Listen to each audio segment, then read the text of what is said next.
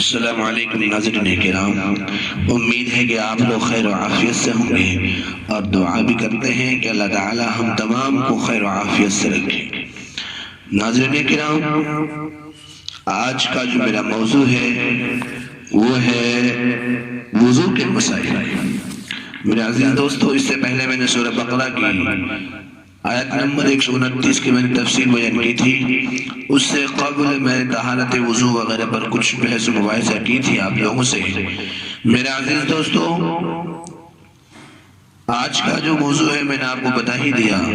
اس سے پہلے کہ میں آپ سے عرض کروں، آپ سے گزارش ہے کہ اگر آپ نے ابھی تک NH قاسمی کو سبسکرائب نہیں کیے ہیں تو سبسکرائب کر دیں، لائک کریں، کمنٹ کریں اور بیل آئیکن کو دبانا بالکل نہ بھولیں۔ میرے عزیز دوستو، اللہ تبارک و تعالی نے قرآن کریم کے اندر ارشاد فرمایا ہے، يا أيها الذين آمنوا إذا قمتم إلى الصلاة فاغسلوا وجوهكم وأيديكم إلى المرافق وامسحوا برؤوسكم وأرجلكم إلى الكعبين۔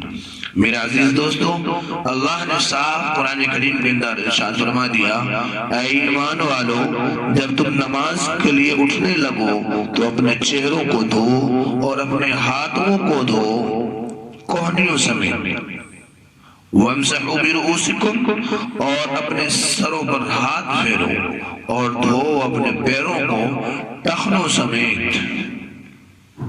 میرے عزیز دوستو، اللہ نے آگے قرآن کریم کے اندر ارشاد فرمایا، وَإِن كُنتُمْ جُنُبًا فَاطَّهَّرُوا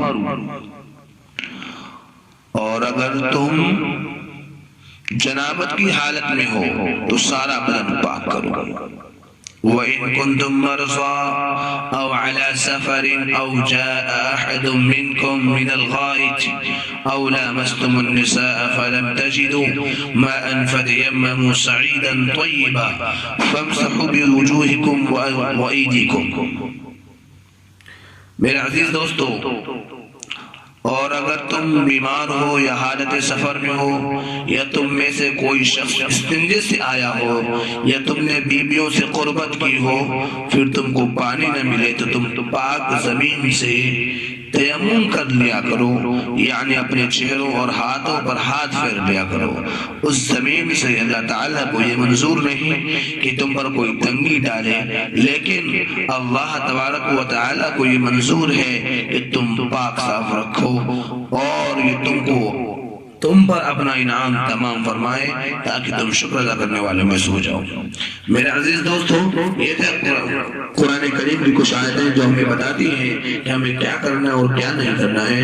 میرے عزیز دوستو، وضو کیا ہے؟ وضو مومن کا ایک زیور ہے۔ وضو مومن کا ایک زیور ہے۔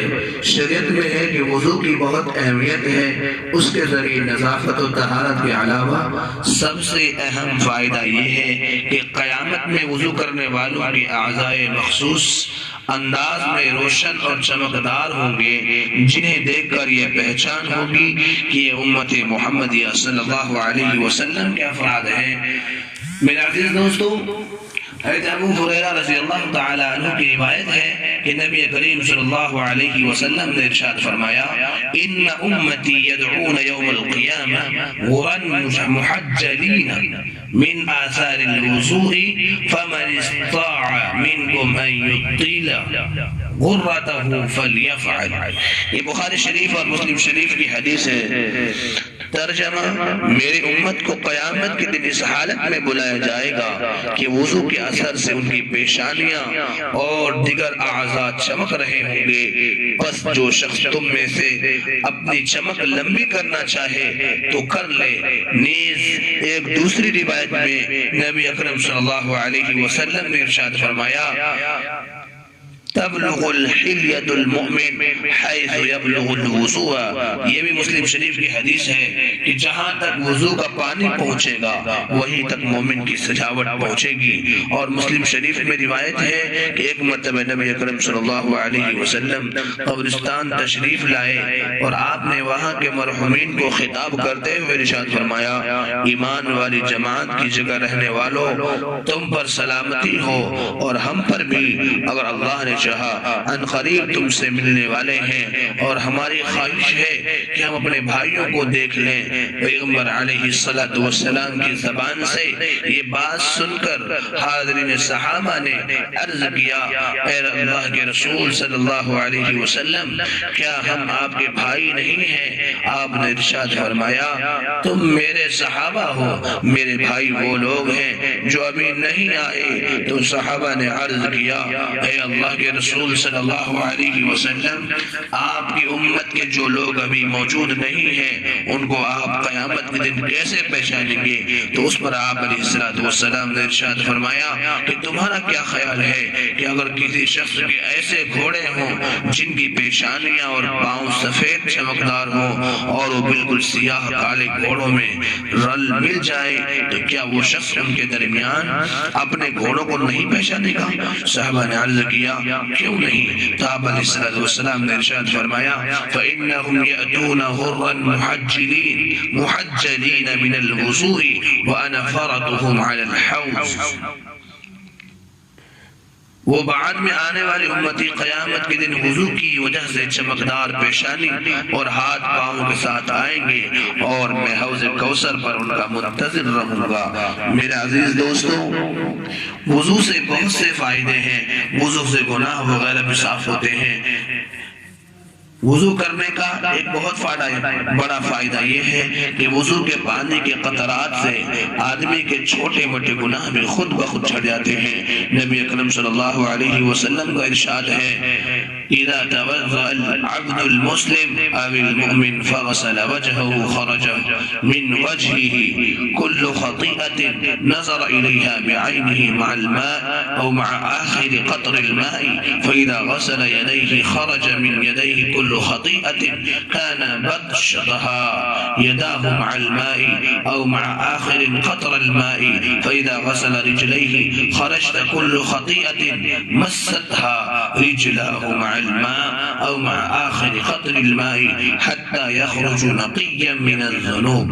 مسلم شریف کی حدیث ہے، جب کوئی مسلمان یا مومن شخص وضو میں اپنے چہرے کو دھوتا ہے تو اس کے چہرے سے ٹپکنے والے آخری قطرہ کے ساتھ وہ تمام گناہ نکل جاتے ہیں جس کو اس کی آنکھوں نے دیکھا ہے۔ پھر جب وہ اپنے ہاتھ دھوتا ہے تو اس کے ہاتھ سے ٹپکنے والے پانی کے آخری قطرے کے ساتھ وہ سب گناہ جھڑ جاتے ہیں جن کو اس کے ہاتھوں نے پکڑ کر انجام دیا ہے۔ پھر جب وہ پیروں کو دھوتا ہے تو اس کے پیروں کے پانی کے ساتھ ساتھ وہ گناہ بھی دھل جاتا ہے جنہیں اس نے پیروں سے چل کر انجام دیا ہے، یہاں تک کہ وہ گناہوں سے بالکل پاک صاف ہو کر وضو سے فارغ ہوتا ہے۔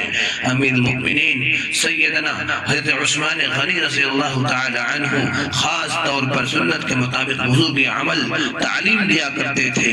ایک مرتبہ آپ نے وضو کا پانی منگا کر وضو فرمایا، پھر ہنسنے لگے اور حاضرین سے فرمایا، تم مجھ سے یہ کیوں نہیں پوچھتے میں کیوں ہنس رہا ہوں؟ تو ان لوگوں نے سوال کیا، اے امیر المؤمنین، آپ کو کس بات نے ہنسایا؟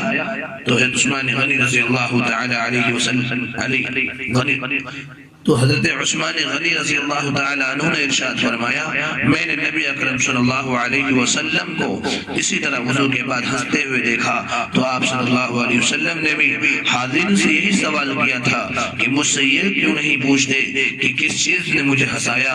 تو صحابہ نے یہی سوال اس کے جواب میں نبی اکرم صلی اللہ علیہ وسلم نے ارشاد فرمایا، إن العبد إذا دعا بوضوء فغسل وجهه حتى الله عنه كل خطيئة أصابها بوجهه، فإذا غسل ذراعيه كان كذلك، فإذا طهر قدميه كان كذلك۔ آدمی جب وضو کا پانی مانگا کر اپنا چہرہ دھوتا ہے تو اللہ تعالیٰ اس سے ہر وہ گناہ معاف فرما دیتے ہیں جس کا اس نے چہرے سے ارتکاب کیا ہو۔ جب وہ اپنے دونوں ہاتھ دھوتا ہے تو یہ بھی معاملہ ہوتا ہے، اور پیر دھوتا ہے تو بھی اسی طرح معاملہ ہوتا ہے۔ میرے عزیز دوستو، ایک اور روایت ہے، حضرت حمران رضی اللہ تعالی عنہ فرماتے ہیں کہ ایک سخت سردی کی رات میں نماز کے لیے جاتے وقت حضرت عثمان غنی رضی اللہ تعالی عنہ نے وضو کا پانی طلب فرمایا، چنانچہ میں پانی لے کر حاضر ہوا تو آپ نے اپنا چہرہ اور دونوں ہاتھ ایک مرتبہ دھوئے۔ میں نے بطور شفقت عرض کیا کہ حضرت بس اتنا ہی کافی ہے، آپ فرض فرما چکے ہیں۔ اور رات بہت زیادہ ٹھنڈی ہے، اس لیے زیادہ مبالغہ مت فرمائیے۔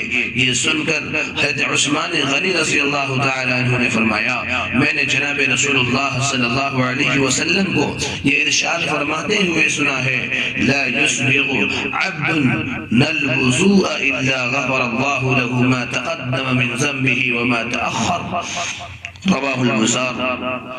جو شخص بھی کامل 3 مرتبہ وضو کرے گا تو اللہ تعالیٰ اس کے اگلے پچھلے سب گناہ معاف فرما دیں گے۔ میرے عزیز دوستو، آپ سوچ سکتے ہیں کتنی بڑی فضیلت ہے وضو کے بارے میں، اس لیے ہر موسم میں وضو کا اہتمام لازم ہے، چاہے ٹھنڈی ہو یا گرمی ہو۔ اس میں ایسی جلدی بازی مناسب نہیں ہے کہ سنن و آداب کی رعایت نہ رکھی جا سکے یا کوئی فرض ادا نہ ہو یا کوئی فرض ادا ہونے سے رہ جائے۔ ایک روایت میں ہے میرے عزیز دوستو کہ ایک مرتبہ پیغمبر صلی اللہ علیہ وسلم نے کچھ لوگوں کو دیکھا کہ ان کی ایڑیاں خشک رہنے کی وجہ چمک رہی ہیں، تو آپ نے ارشاد فرمایا وَيْلٌ لِلْأَعْقَابِ مِنَ النَّارِ أَسْبِغُ الْوُضُوءَ۔ یہ مسلم شریف کی روایت ہے، ابو داؤد شریف کی بھی روایت ہے۔ تباہی ہے، بربادی ہے، یعنی خشک رہ جانے والی ایڑیوں کی آگ سے اچھی طرح وضو کیا کرو۔ ذیل میں انشاءاللہ میں چند مسئلے پیش کروں گا تاکہ صحیح وضو کی طرح ہمارے رہنمائی ہو سکے۔ میرے عزیز دوستو، آج کے لیے اتنا ہی کافی ہے۔ آپ سے گزارش ہے کہ اگر آپ نے ابھی تک ہمارے چینل کو سبسکرائب نہیں کیے ہیں تو سبسکرائب کر لیں، لائک کریں، کمنٹ کریں اور بیل آئیکن کو دبانا بالکل نہ بھولیں۔ NH قاسمی، اللہ حافظ۔ کریں گے کہ اگر آپ نے ابھی تک ہمارا چینل سبسکرائب نہیں کیا ہوا تو ریڈ سبسکرپشن بٹن پر کلک کر کے اور بیل آئیکن کو پریس کر کے آپ ہمارے سبسکرائبر بن سکتے ہیں اور اس طرح اپلوڈ ہونے والی تمام ویڈیوز